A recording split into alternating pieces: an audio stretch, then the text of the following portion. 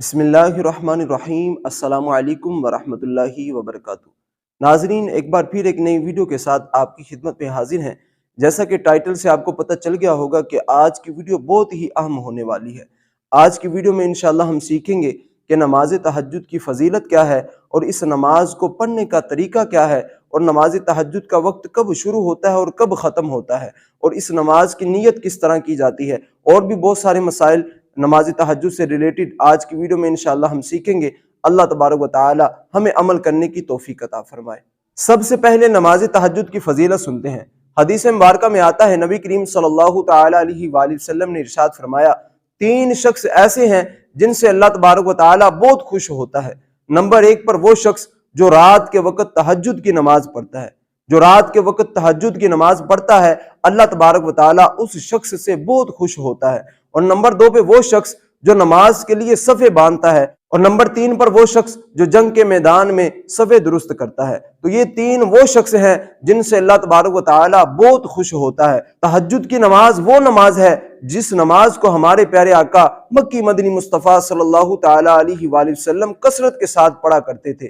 اور اس نماز کی فضیلت کو آپ کچھ یوں بھی سمجھ لیجئے کہ 5 نمازوں کے بعد جو سب سے زیادہ افضل نماز ہے وہ تہجد کی نماز ہے۔ اگر آپ پر کوئی پریشانی ہے، کوئی بھی کسی طرح کی مصیبت ہے، آپ اس نماز کو پڑھنا شروع کر دیں، انشاءاللہ عزوجل اس نماز کی برکت سے آپ کی وہ پریشانی اور مصیبت دور ہو جائے گی۔ اب سمجھیے گا کہ اس نماز کا وقت کب شروع ہوتا ہے۔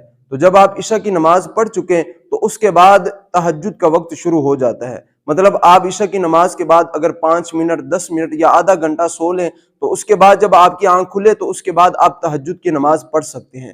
تو اس کا وقت جو ختم ہوتا ہے وہ جب سحری کا وقت ختم ہوتا ہے، یعنی جب فجر کی نماز کا وقت شروع ہوتا ہے تو تب تہجد کی نماز کا وقت ختم ہوتا ہے۔ تو اس دوران آپ کسی وقت میں بھی تہجد کی نماز ادا کر سکتے ہیں، لیکن جو سب سے زیادہ افضل ہے وہ ہے کہ آپ سحری کے ٹائم جو ہے تہجد کی نماز کو پڑھیں، کیونکہ اس وقت انسان کو گرم بستر کو چھوڑنا یہ نفس پر گراں گزرتا ہے، اس کے لیے مشکل ہوتا ہے گرم بستر کو چھوڑنا، اور جو چیز نفس پر گراں گزرے مشکل ہو اس کام کا ثواب بھی زیادہ ہوتا ہے۔ اب اس نماز کی رکعات کتنی ہے؟ تو کم از کم 2 رکعتیں اور زیادہ سے زیادہ 12 رکعتیں بھی آپ پڑھ سکتے ہیں۔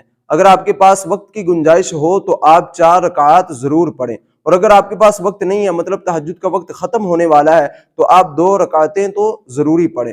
اب اس نماز میں پڑھنا کیا ہے؟ اب اس نماز میں جس طرح ہم عام روٹین میں نماز پڑھتے ہیں، یعنی تکبیر تحریمہ کہہ کر اس کے بعد ثنا پڑھ کے پھر تعوذ اور تسمیہ پڑھ کے الحمد شریف پڑھ کر اس کے بعد کوئی بھی سورت آپ پڑھ لیں، عام روٹین میں جس طرح ہم نماز پڑھتے ہیں اسی طرح ہم اس نماز کو پڑھیں گے۔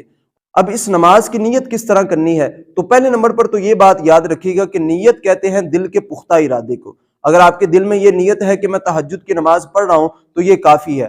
ہاں، زبان سے دہرا لینا یہ مستحب ہے، اور اگر آپ زبان سے دہرانا چاہتے ہیں تو آپ اس انداز سے آپ نیت کر سکتے ہیں کہ میں نیت کرتا ہوں 2 رکعت نماز تہجد کی نفل کی واسطے اللہ تعالیٰ کے منہ طرف کعبہ شریف، اللہ اکبر۔ آپ اس طرح سے نیت کر سکتے ہیں، لیکن نیت جو ہوتی ہے وہ دل کا پختہ ارادہ ہوتا ہے، زبان سے دہرا لینا یہ مستحب ہے۔ اگر آپ کے دل میں یہ نیت ہے کہ میں تہجد کی نماز پڑھ رہا ہوں تو یہی کافی ہے۔ اس نماز کو ضرور پڑھا کریں، اس نماز کے بہت سارے فائدے ہیں۔ اس نماز سے اللہ تبارک و تعالیٰ کا قرب حاصل ہوتا ہے، اور اس نماز کی برکت سے جو بھی دعا مانگی جائے اللہ تبارک و تعالیٰ قبول فرماتا ہے۔ اللہ تبارک و تعالیٰ ہمیں عمل کرنے کی توفیق عطا فرمائے اور نماز تہجد کو کثرت کے ساتھ پڑھنے کی توفیق عطا فرمائے۔ اس کلپ کو دوستوں کے ساتھ ضرور شیئر کیجیے گا۔ امید کرتا ہوں آپ کو آج کی ویڈیو پسند آئی ہوگی۔ ملتے ہیں نیکسٹ ویڈیو میں، تب تک کے لیے اللہ حافظ۔